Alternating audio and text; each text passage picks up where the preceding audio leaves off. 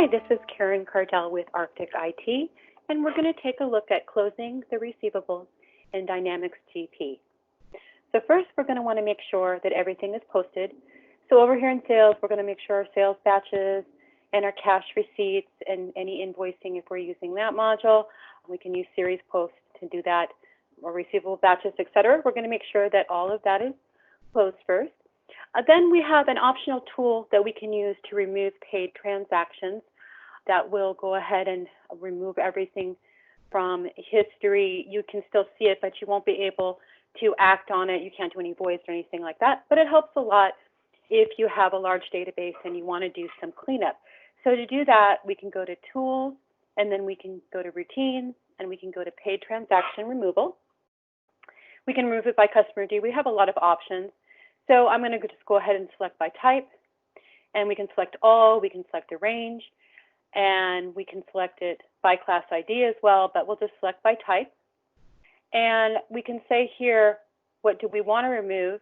And I can say to remove NSFs, voids, waves, paid transactions, or checks through a date. And do you remember a cutoff date? You probably want it at least 2 years out. We can select to print or register, and we could do a balance forward consolidation. In this case, we can remove paid transactions. I'm not going to go ahead and do this step, just showing you this window. You can always contact us if you wanted any help on completing that process. But you would click Process Next, and then that would run off and take effect. Now, the next thing we're going to do once that's done is we're going to go ahead and have your IT group make a backup. So have them make a backup of GP before we go to the next step, which is to actually close the year. So we're going to go to Routines, Year End Close, and we're going to go ahead and we're going to close our fiscal year. And it will let us know when the last closing date was, so we make sure we're closing the correct year. And we can select to print the report. So I'm going to do that and say Process. And it's going to ask me Continue, and I'll say Yes. And I'm going to go ahead and print the report to the screen. And there it goes. There is my report, in which case I can print it and save it, review it, and I'll just go ahead now and close my report. Then I'm going to go ahead, this comes up, and now I'm going to go ahead and close the fiscal periods for receivables. So we'll go ahead and go to Administration, and then we're going to go ahead and go to Company, Fiscal Periods.